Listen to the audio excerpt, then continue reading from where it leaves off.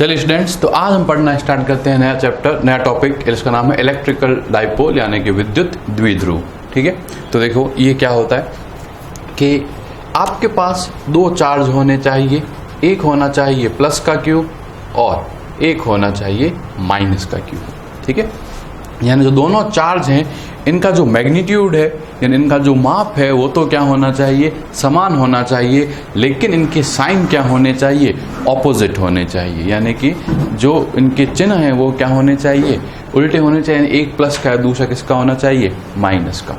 तो इसीलिए इस कॉन्फ़िगरेशन को जब अपन किसी स्मॉल डिस्टेंस 2a पर रखते हैं और जो ये 2a है ये कैसी है, स्मॉल है यानी कि अल्प है, तो ये वाला जो सिस्टम बना हमारा जिसके अंदर दो ऑपोजिट और इक्वल, ऑपोजिट का मतलब तो साइन में ऑपोजिट और इक्वल मतलब मैग्नीट्यूड में इक्वल चार्जेस को जब किसी स्मॉल डिस्टेंस से सेपरेट करके रखा जाता है तो जो सिस्टम बनता है उसको हम क्या कहते हैं, इलेक्ट्रिकल डाइपोल यानी कि विद्युत द्विध्रुव।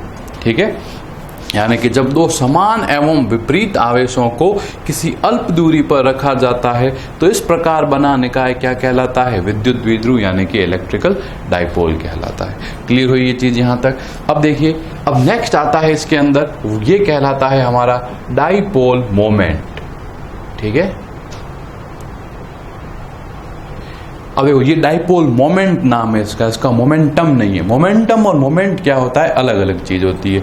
मोमेंट एक तरह से होता है कि कोई भी चीज जिसका अपन मोमेंट निकाल रहे हैं उसको कोई ना कोई पर्टिकुलर डिस्टेंस से क्या करना पड़ता है, मल्टीप्लाई करना पड़ता है। और मोमेंटम जो होता है वो एक अलग चीज होती है। ठीक है, तो देखो इसको अपन क्या बोलेंगे, द्विध्रुव आघूर्ण।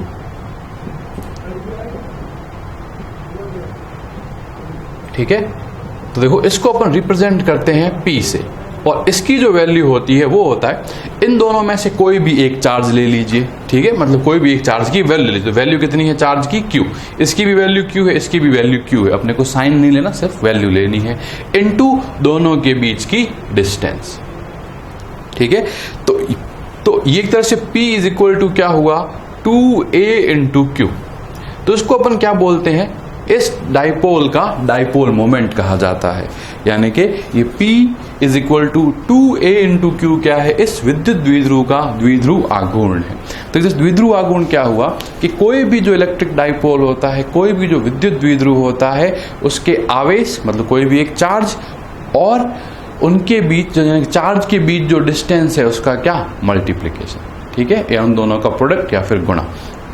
कोई भी मतलब जो विद्युत द्विध्रुव के आवेश और उनके बीच की दूरी का गुणा क्या कहलाता है, विद्युत द्विध्रुव आघूर्ण कहलाता है। यानी कि charge and product of charge and distance between the dipole charges is known as dipole moment. समझ आ गई नई चीज। अब देखिए मोमेंट यानी कि देखो आप इससे पहले भी मोमेंट पढ़ के आए होंगे। ठीक है, जैसे एंगुलर मोमेंटम अपन निकालते हैं, ठीक है, वेलोसिटी का भी अपन आघूर्ण निकाल सकते हैं। तो एक तरह से मोमेंट हमेशा क्या होती है, वेक्टर्ड क्वांटिटी होती है, यानी कि एक सदिश राशि होती है। तो अब क्वेश्चन है कि अगर ये इलेक्ट्रिकल डाइपोल मोमेंट एक सदिश राशि है तो इसकी दिशा कहाँ से कहाँ की तरफ होती है, तो देखो P वेक्टर जो होता है वो होता है 2aq और इसकी जो डायरेक्शन है वो होती है नेगेटिव टू पॉजिटिव। ठीक है, आप ये चीज याद रखोगे कि जो P की जो डायरेक्शन होती है वो कहां से कहां की ओर होती है, नेगेटिव से पॉजिटिव की तरफ। क्लियर हुई ये चीज। तो एक तरह से इलेक्ट्रिक डाइपोल मोमेंट जो है वो क्या होगा, एक वेक्टर क्वांटिटी होगी जिसका मैग्नीट्यूड होगा 2aq और इसकी डायरेक्शन होगी नेगेटिव चार्ज से पॉजिटिव चार्ज की तरफ। ठीक है, तो क्वेश्चन है कि हमने ये क्यों पढ़ा। ओके, तो पहले एक चीज और देखते हैं, इसकी यूनिट देख लेते हैं। तो देखो यूनिट इसकी क्या हो जाएगी, unit I mean dipole moment की यूनिट क्या हो जाएगी। देखो a है डिस्टेंस, यानी ये हो गया मीटर इंटू ये है कुलाम, यानी मीटर इंटू कुलाम जो होगा वो क्या होगा, आपका डाइपोल मोमेंट की यूनिट हो जाएगी। तो आप इसकी क्या निकाल सकते हो, डायमेंशन भी निकाल सकते हो, बहुत ही आसान है, इसके अंदर कुछ है नहीं। ठीक है, अब हम देखते हैं कि आखिर हमने डाइपोल मोमेंट क्यों पढ़ा। तो देखते हैं इस चीज को हम।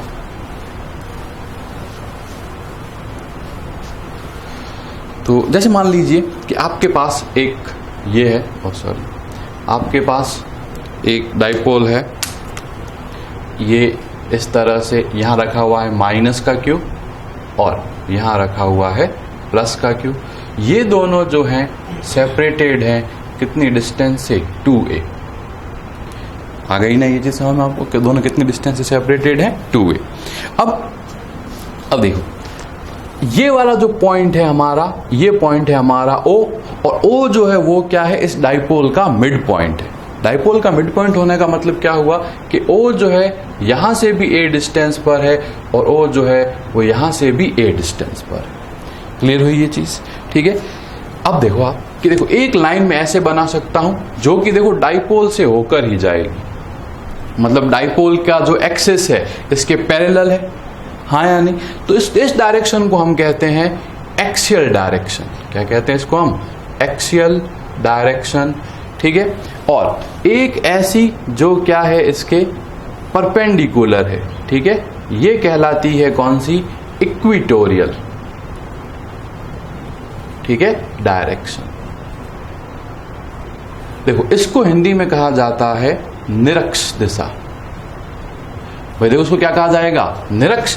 और इसको क्या कहा जाएगा? अक्षीय।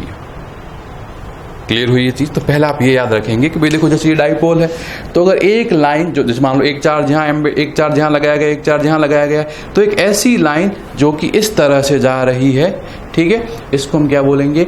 एक्सियल यानी कि अक्षीय। ठीक है।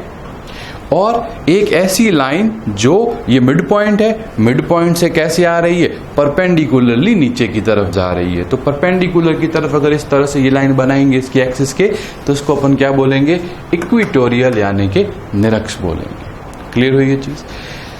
तो ये दो चीजें हुई। अब इसके बाद एक पॉइंट आपको याद रखना है कि डाइपोल से डिस्टेंस अगर दी जाए, यानी कि अगर आपको ये बोला जाए कि आपको डिस्टेंस दे रखी है किससे? डाइपोल से, यानी कि द्विध्रुव से। तो अब देखो डाइपोल से डिस्टेंस मतलब देखो अगर आप मान लीजिए पॉजिटिव चार्ज से डिस्टेंस लोगे तो आपको जैसे बोल दिया जाए कि डाइपोल से 1 मीटर, तो यहां से 1 मीटर लोगे तो अलग आएगी, यहां से 1 मीटर लोगे तो अलग पॉइंट आएगा। तो हम ये चीज फिक्स कर लेते हैं कि डाइपोल से डिस्टेंस का मतलब होता है इसके मिड पॉइंट से डिस्टेंस।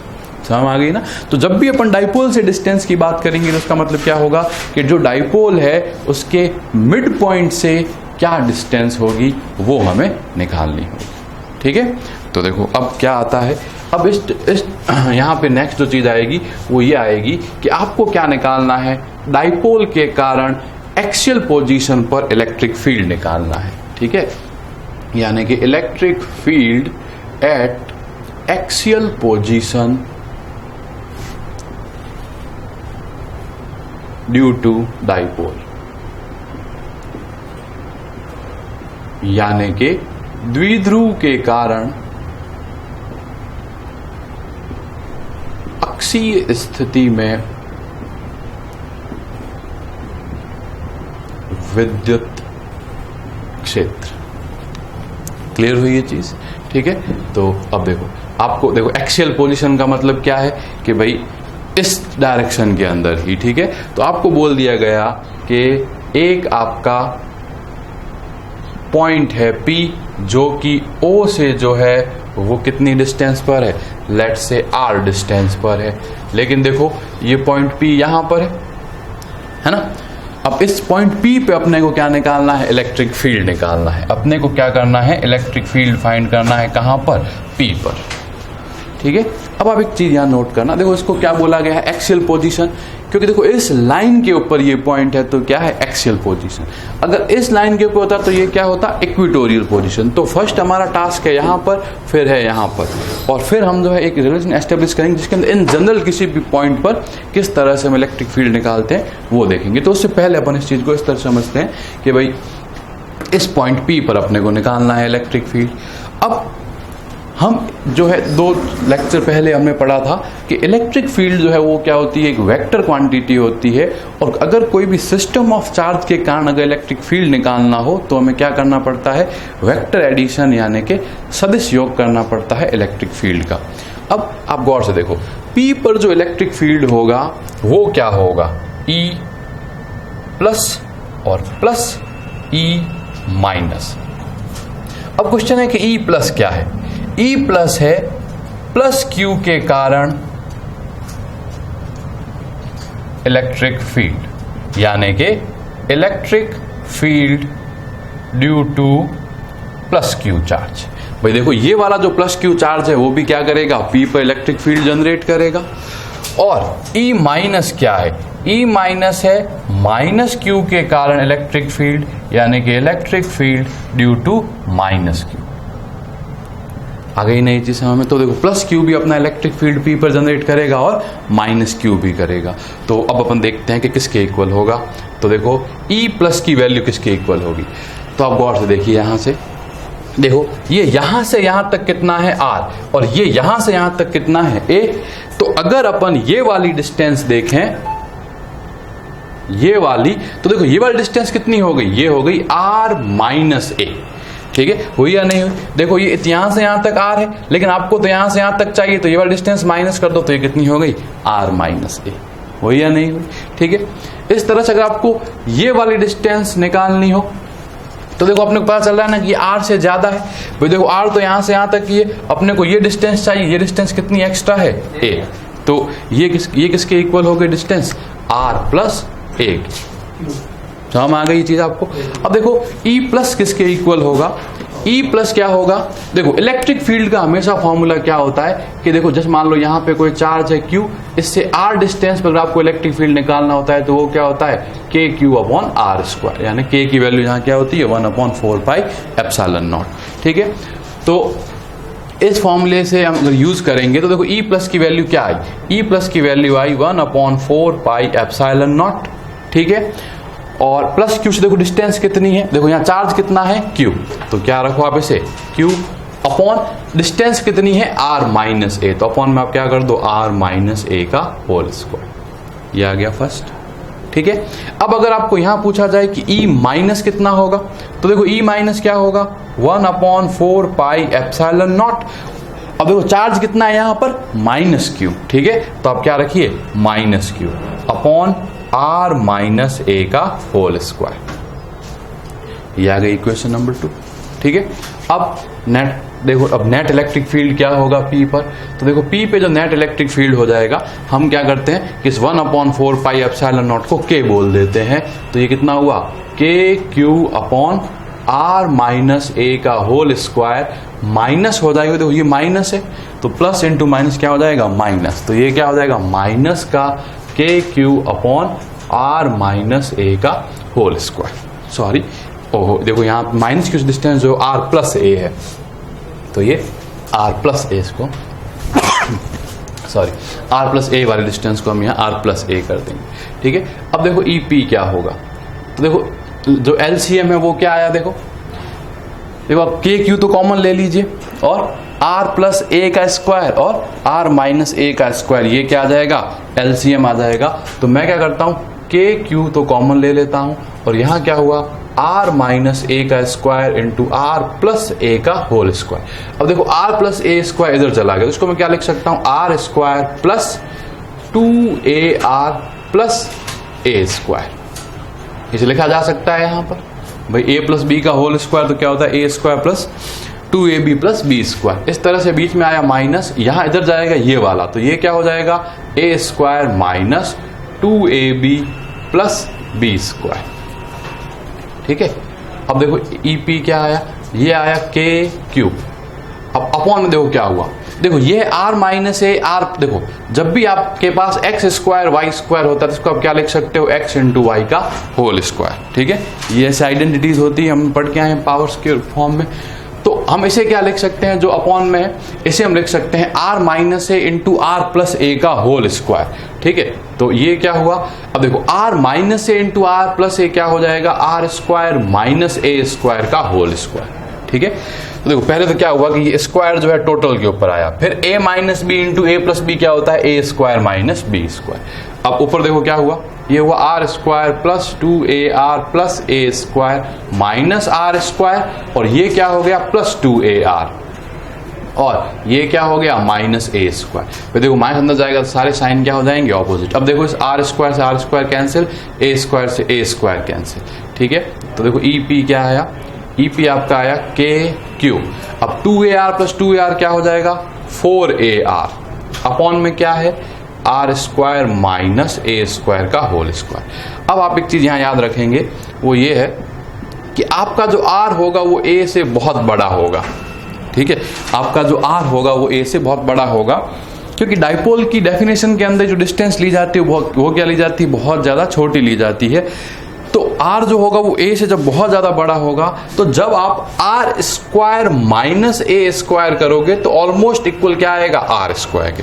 जैसे मान लीजिए कि आर हो गया 1 लाख और ए हो गया मान लो 1, तो आप 1 लाख के स्क्वायर में से अगर 1 माइनस भी कर दोगे तो भी कोई इतना फर्क नहीं पड़ेगा। इवन अगर मान लीजिए कि आर अगर 1000 हुआ, ठीक है, और ए कितना हुआ 1, तो आप 1000 के स्क्वायर में से अगर 1 माइनस करोगे तो भी कोई फर्क नहीं पड़ेगा, आंसर लगभग क्या आएगा, आर स्क्वायर के इक्वल ही आएगा। तो ईपी कितना आया, देखिए ईपी आया के क्यू। अब देखो इसको मैं क्या लिख सकता हूं, देखिए इस चीज को मैं ऐसे लिख सकता हूं 2a और 2r। भाई ये जो 4 इसको मैंने 2 into 2 लिख दिया, और अपॉन में क्या हो गया, आर स्क्वायर का स्क्वायर मतलब R cube, sorry R to the power 4। भाई आर स्क्वायर और इसका भाई देखो ये वाली पूरी चीज क्या हो जाएगी, आर स्क्वायर, तो आर स्क्वायर स्क्वायर क्या हो जाएगा, आर टू द पावर 4। अब देखो एक आर से एक आर यहाँ कैंसिल हो गया, तो देखो ई पी क्या बना, ये बना के इंटू। अब अगर ये डाइपोल है तो इस डाइपोल का डाइपोल मोमेंट पी किसके इक्वल होगा, वो होगा Q into 2a। Q into 2 इसका डाइपोल मोमेंट होगा। तो देखो मैं इसको क्या लिख सकता हूं, इस क्वांटिटी को p, और इस 2 को मैं क्या ले लेता हूं आगे, इस r से देखा आर कैंसिल हो गया, तो ये कितना आ गया, r। आया नहीं है ये चीज। तो देखो p पर जो इलेक्ट्रिक फील्ड आया वो किसके इक्वल आया, 2kp अपॉन आर क्यूब। आया नहीं आया, ठीक है। तो देखो 2kp upon R cube electric field है किस पॉइंट पर, p पॉइंट पर। अब क्वेश्चन है क्योंकि इलेक्ट्रिक फील्ड है तो क्वेश्चन है कि इलेक्ट्रिक फील्ड की डायरेक्शन किधर होगी। तो आप गौर से देखिए, प्लस पास में है, माइनस दूर है, तो डोमिनेंस, और देखो दोनों का जो मैग्नीट्यूड है वो भी क्या है, सेम। तो किसका डोमिनेंस, किसका वर्चस्व ज्यादा होगा, प्लस वाले का ज्यादा होगा। अब प्लस वाला जो है, देखो प्लस वाले का इलेक्ट्रिक फील्ड किधर होता है, इधर, क्योंकि प्लस वाले का क्या होता है, दूर की तरफ। तो देखो ई पी की डायरेक्शन होगी ये। अब अगर आप माइनस देखोगे, माइनस का इलेक्ट्रिक फील्ड कैसा होगा, अंदर की तरफ आता हुआ, तो ये किधर होगा, इधर होगा, तो ये ई माइनस होगा। अब अपने को क्या पता है कि ई प्लस बड़ा है किससे, ई माइनस से, ठीक है। तो ई पी की जो डायरेक्शन होगी वो पैरेलल होगी किसके, ई प्लस, ठीक है। कि भाई डायरेक्शन किसके हिसाब से चेंज होगी, प्लस के, क्योंकि जो है प्लस वाला बड़ा है किससे, माइनस से। अब आप एक चीज गौर करना कि अगर अपन इस सिस्टम के लिए डाइपोल मोमेंट की डायरेक्शन देखें तो देखो डाइपोल मोमेंट की डायरेक्शन किधर होगी, माइनस से प्लस की और इधर। तो देखो डाइपोल मोमेंट की डायरेक्शन भी इधर है और इलेक्ट्रिक फील्ड की डायरेक्शन भी इधर है। यानी अपन क्या बोलेंगे, देखो मैं वापस यहां लिख देता हूं। अब अपन ये बोलेंगे कि P पर जो इलेक्ट्रिक फील्ड होगा वो पैरेलल होगा किसके, डाइपोल मोमेंट के, ठीक है। जिस तरफ डाइपोल मोमेंट होगा उसी तरफ क्या होगा, P पर इलेक्ट्रिक फील्ड। तो अगर हमें वेक्टर फॉर्म में इलेक्ट्रिक फील्ड लिखना पड़े तो हम कैसे लिखेंगे, तो देखिए याद रखेंगे हम कि एक्सियल पोजीशन पर वेक्टर फॉर्म में जो इलेक्ट्रिक फील्ड होता है ई पी वेक्टर, वो होता है 2kp vector upon R cube. समझ में आया। तो देखो 2kp अपॉन, अब देखो इसका मतलब क्या, देखो ये वाला तो सारा का सारा कांस्टेंट ही है, लेकिन p वेक्टर और e वेक्टर क्या है, एक दूसरे के पैरेलल। तो जो पैरेलल होते हैं तो वेक्टर सेम डायरेक्शन में होंगे, तो वो अगर आप देखो इसकी डायरेक्शन अगर सेम है तो अपन उसको डायरेक्ट लिखेंगे। अगर डायरेक्शन ऑपोजिट होती तो क्या लगा देते, माइनस लगा देते, ठीक है। तो ये चीज आपको यहाँ याद रखनी पड़ेगी कि एक्सियल कंडीशन के अंदर, यानी कि अक्षीय स्थिति के अंदर इलेक्ट्रिक फील्ड कितना होता है, 2kp अपॉन आर क्यूब, और इलेक्ट्रिक फील्ड की जो डायरेक्शन है वो क्या होती है, जो डाइपोल मोमेंट होता है उसकी डायरेक्शन के पैरेलल होती है, ठीक है। तो देखो आज के लेक्चर में हमने क्या क्या पढ़ा कि इलेक्ट्रिक डाइपोल क्या होता है, डाइपोल मोमेंट क्या होता है, एक्सियल और इक्वेटोरियल का पोजीशंस क्या होती है, और एक्सियल पोजीशन के ऊपर इलेक्ट्रिक फील्ड की वैल्यू क्या होती है।